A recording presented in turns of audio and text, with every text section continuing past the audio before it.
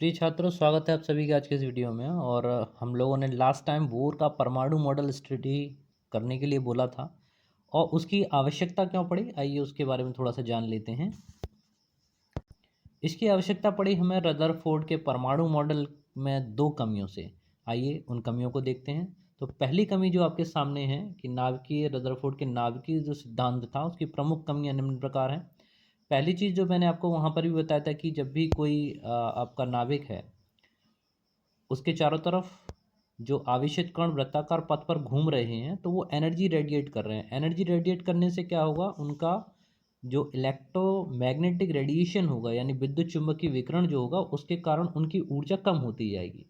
देख पा रहे हैं जैसे आप यहाँ पर स्पष्ट है कि इस कारण इलेक्ट्रॉन की ऊर्जा कम होती जाएगी, जिसके कारण इलेक्ट्रॉन कक्षा की त्रिज्या भी घटती जाएगी और लास्ट में वो उस नाभिक के अंदर गिर जाएगा और अपना अस्तित्व समाप्त कर लेगा। तो इसमें वही है कि अंत में एक ऐसी स्थिति आ जाएगी कि इलेक्ट्रॉन नाभिक में गिर जाएगा और अपना अस्तित्व समाप्त कर लेगा। इस प्रकार रदरफोर्ड का परमाणु मॉडल नाभिक के स्थायित्व की व्याख्या नहीं कर सका। दूसरा वाला जो पॉइंट है, रदरफोर्ड के परमाणु मॉडल या प्रतिमान में नाभिक के चारों ओर इलेक्ट्रॉन की स्थिति और संख्या निश्चित नहीं थी। उन्होंने ये नहीं बता पाए थे कि कितने इलेक्ट्रॉन क्लास में कितने रहेंगे। तो इस कमी को जो दूर किया था वो नील्स बोर ने किया था अपने एक्सपेरिमेंट के द्वारा। आइए अब हम उस नील्स बोर के एक्सपेरिमेंट को स्टडी करेंगे, उनके परमाणु मॉडल को देखेंगे और जानेंगे कि इन कमियों को उन्होंने अपने मॉडल के सिद्धांत के आधार पर किस प्रकार दूर किया। तो नील्स का परमाणु मॉडल में सबसे इम्पोर्टेंट जो फैक्टर था वो था KLMN कक्षाएं। ठीक है, तो इनका नामकरण उन्होंने किया और सबसे बड़ी बात ये थी कि ये डेनिश वैज्ञानिक थे नील्स बोर ने, और ये किया था 1913 में। रदरफोर्ड द्वारा जो प्रस्तुत नाभिकीय मॉडल था उसकी कमियों को दूर किया और उसके बेस पर उन्होंने इसमें कक्षाएं बताई और इन कक्षाओं को उन्होंने कहा ऊर्जा कक्षाएं दिया था और उनको नाम दिया था KLMN। और यहाँ पर जो इलेक्ट्रॉनों का वितरण भी उन्होंने बताया था कि कितने इलेक्ट्रॉन कक्षा के में जाएंगे, कितने एल में जाएंगे, कितने एम में जाएंगे, कितने एन में जाएंगे। तो उसके लिए उन्होंने 2n² वाला भी फॉर्मूला दिया था कि n=1। अगर आप के वाली कक्षा के लिए चल रहे हैं तो k के लिए n=1 रखा जाएगा और k में आने वाले इलेक्ट्रॉनों की संख्या यानी n की जगह पर आप 1 प्लेस कर देंगे तो 2 × 1 का स्क्वायर। ठीक है, 2 × 1 का स्क्वायर करेंगे तो आपको कितना मिलेगा, 2 मिलेगा। तो यानी के कक्षा में 2 इलेक्ट्रॉन आपके मिलेंगे। इसी तरह एल के लिए अगर निकालना है तो एल में भी के की एन की जगह पर 2 प्लेस करेंगे तो यहाँ पर 2n² में आप चल रहे हैं, एल के लिए 2 लेंगे तो यहाँ पर कितना हो जाएगा आपका 2 × 2⁴। 2 का मतलब 4 × 2 यानी मिल जाएंगे आपको कितना, 8 इलेक्ट्रॉन। तो एल कक्षा में आपके 8 इलेक्ट्रॉन जाएंगे।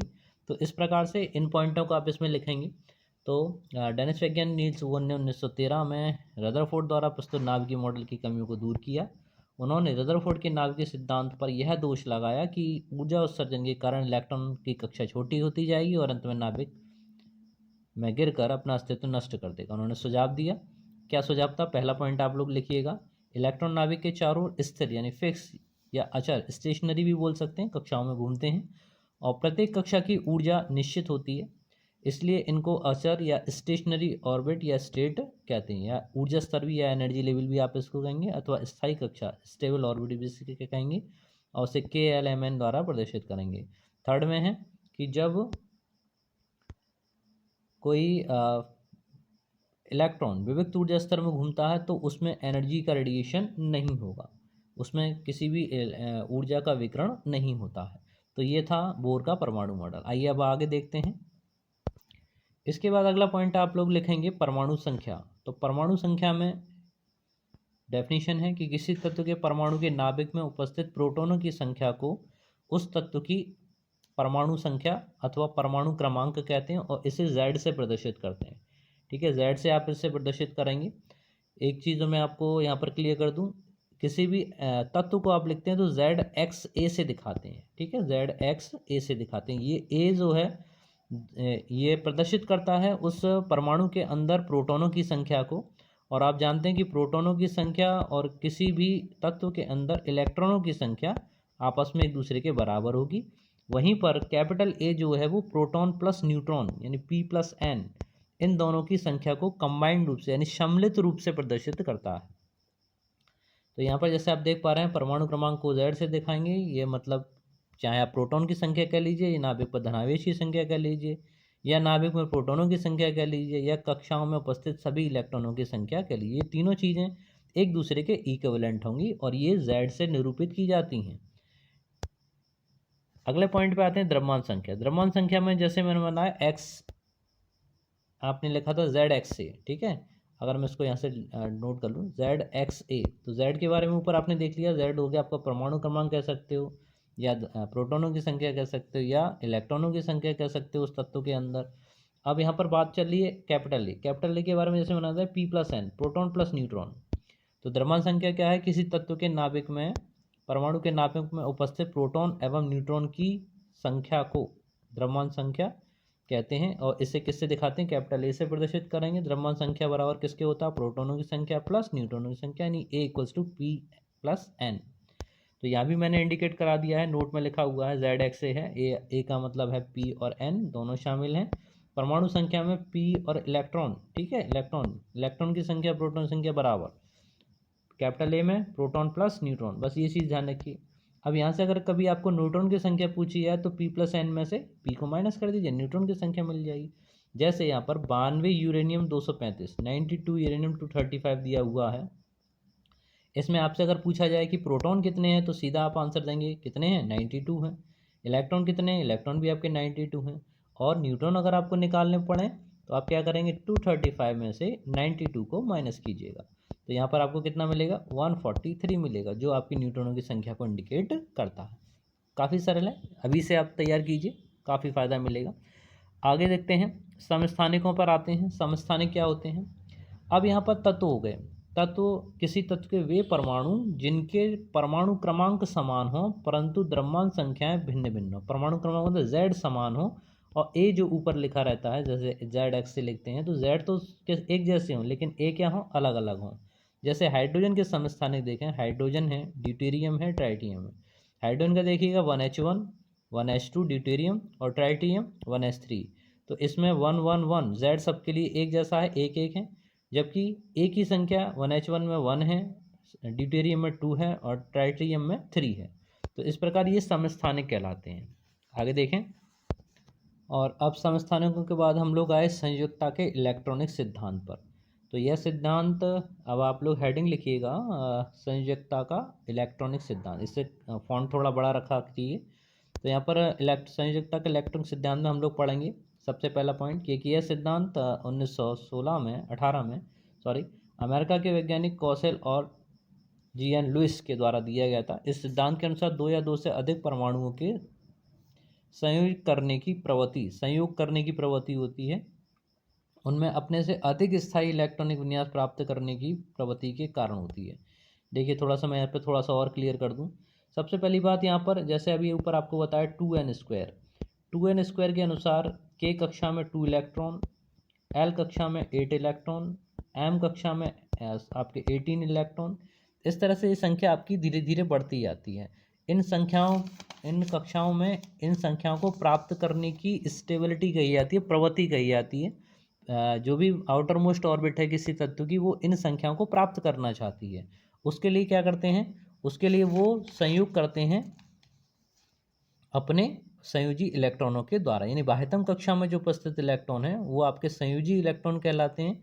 यही संयोजी इलेक्ट्रॉन क्रियाओं में भाग लेते हैं। तो संयोजी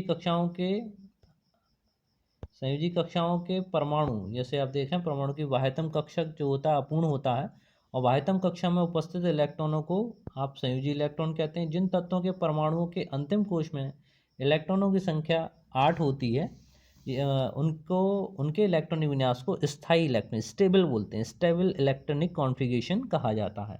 तो ये सभी तत्व हैं। अभी ऊपर जैसे आपने समस्थानिक देखे थे, उनकी विशेषताएं आप देख लीजिएगा।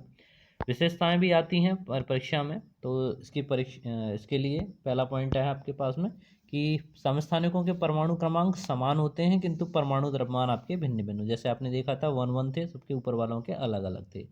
सेकंड वाले में है समस्थानिकों में परमाणु भार यानी द्रव्यमान संख्या तथा न्यूट्रॉन की संख्या अलग अलग होती है, माइनस करके निकाल सकते हो। जैसे आपने देखा था 1H1 में कोई न्यूट्रॉन नहीं है, 1s2 में आप निकाल सकते हो, 2 में से 1 को माइनस करो तो उसमें न्यूट्रॉन आपको 1 मिलेगा, जबकि पहले वाले में कोई न्यूट्रॉन नहीं था। इसी तरह से 1s3 में अगर निकालें तो न्यूट्रॉन 3 में से 1 को माइनस करेंगे तो आपको 2 मिलेगा। थर्ड पॉइंट पे आइए, समस्थानिकों में इलेक्ट्रॉन व प्रोटॉन की संख्या समान होती है। ठीक है जी, सही बात है। फोर्थ में आइए, इनके भौतिक गुण अलग अलग होते हैं किंतु उनके रासायनिक गुण समान होते हैं। पांचवा पॉइंट में, समस्थानिकों को आवर्त सारणी में एक ही स्थान पर रखा गया है क्योंकि इनके परमाणु क्रमांक समान होते हैं और आवर्त सारणी परमाणु क्रमांक के आधार पर बनी हुई है। ठीक है ना, इसलिए और आधुनिक आवर्त सारणी में तत्वों को उनके परमाणु क्रमांक के बढ़ते हुए क्रम में रखा गया है। तो ये 5 पॉइंट आप लोग तैयार कीजिएगा, समस्थानिकों की विशेषताओं में हो जाएंगे। एक और पॉइंट अगर चाहें तो इंक्रीज कर लीजिए, किसी तत्व के कुछ समस्थानिक रेडियो एक्टिव भी होते हैं। जैसे 1s3 की बात की जाए तो आपका ये हाइड्रोजन का समस्थानिक रेडियो एक्टिव है। ठीक है, इसी तरह से कार्बन C12 और C14, 6C12 और 6C14 की अगर बात करें तो ये भी समस्थानिक हैं, दोनों के 6 देख रहे हैं, लेकिन 6C14 ये आपका रेडियो एक्टिव है। ठीक है, तो यही चीज़ इसमें कहा गया है कि किसी तत्व के कुछ समस्थानिक रेडियो एक्टिव भी होते हैं। जैसे हाइड्रोजन का समस्थानिक रेडियो एक्टिव है, कार्बन को और बढ़ा लीजिएगा, कार्बन के 6C12 और 6C14 का उसमें उदाहरण आप लिख दीजिएगा। आइए अब रेडियो एक्टिव समस्थानिकों के अनुप्रयोग देख लेते हैं, कहाँ कहाँ रेडियो समस्थानिकों का प्रयोग होता है। तो रेडियो एक्टिव समस्थानिकों को बिजली उत्पन्न करने, नाभिकीय रिएक्टर में ईंधन के रूप में, ठीक है, फ्यूल के रूप में इसका उपयोग किया जाता है। दूसरा देखेंगे, रेडियो एक्टिव समस्थानिकों को मानव शरीर में ट्यूमर और रुधिर थक्का इत्यादि का पता लगाने के लिए चिकित्सा में अनुज्ञापकों के रूप में किया जाता है। थायराइड ग्रंथि को क्रियाशील सुनिश्चित करने के लिए उपयोग किया जाता है। जैसे घेंगा रोग जैसी बीमारियां हैं, उनका ट्रीटमेंट करने के लिए इसको यूज़ किया जाता है। वहीं कैंसर के उपचार में, कैंसर के ट्रीटमेंट में भी इसका प्रयोग किया जाता है। फिर पॉइंट में है, इसको भूमिगत तेल पाइपलाइनों, गैस पाइपलाइनों और जल में रिसाव का पता लगाने के लिए इसका उपयोग किया जाता है। ठीक है, और घेंगा रोग के इलाज में अगर बातचीत करें तो आयोडीन का समस्थानिक उसमें विशेष रूप से प्रयोग किया जाता है। अगला पॉइंट आप लिखिएगा, असंभारिक। संभारिक में क्या है कि ऐसे तत्व जिनकी द्रव्यमान संख्या समान हो। ठीक है, कुछ तत्व ऐसे भी हैं जिनमें परमाणु क्रमांक अलग होगा, Z अलग होगा, लेकिन A की जो वैल्यू है वो समान होगी। तो ऐसे तत्वों को आप क्या कहेंगे, संभारिक कहते हैं। उसमें परमाणु क्रमांक भिन्न होता है, वही संभारी कहलाते हैं। कैसे, कार्बन 6C12 और नाइट्रोजन 7N14, 6C14 यानी समस्थानिक इसका ले लिया, कार्बन का जो रेडियो एक्टिव समस्थानिक है वो लिया, और 7N14। ठीक है, इसमें आप देख रहे हैं कि ये दोनों अलग अलग हैं, 6 और 7 दोनों के Z अलग हैं, लेकिन 14 इनके जो द्रव्यमान संख्या हैं P+N जो मिलकर आ रहा है वो एक समान। इसी तरह से दूसरा देख लीजिए, कैल्शियम 20 कैल्शियम 40 और 18 आर्गन 40, 19 कैल्शियम 14। ठीक है, तो यहाँ पर 3 समस्थानिक आप देख पा रहे हैं। एग्जाम्पल 2 में 40 Ca कैल्शियम 40 दिखाई दे रहा है, 40 आर्गन का 40 और पोटेशियम का 40। तो कैल्शियम, आर्गन तथा पोटेशियम सभी कैसे हैं, आपके संभारिक हैं। और आवर्त सारणी में संभारिकों का स्थान अलग होता है क्योंकि उनके परमाणु क्रमांक भिन्न भिन्न होते हैं। ठीक है, ये भी एक स्थान पर नहीं आते, अलग अलग स्थानों पर रखे जाएंगे क्योंकि सबके परमाणु क्रमांक अलग अलग हैं और आवर्त सारणी परमाणु क्रमांक के बेस पर बनी है। तो प्रिय छात्रों, यहाँ पर ये सब यहाँ पर कंप्लीट होता है और इसके बाद में हम लोग जो सॉल्व पेपर्स हैं, देखें मैं आपको एक एक सॉल्व पेपर इसका करा चुका हूँ और इसके जस्ट बाद में आपको ज़्यादा से ज़्यादा 3 पेपर और सॉल्व कराऊंगा। तो इसमें अगले वीडियो के इंतजार में रहिए और उसमें हम सेकंड क्वेश्चन पेपर को तैयार करेंगे और इसी तरह से पढ़ते रहें। धन्यवाद सभी का। जय हिंद, जय भारत। पढ़ते रहो, बढ़ते रहो।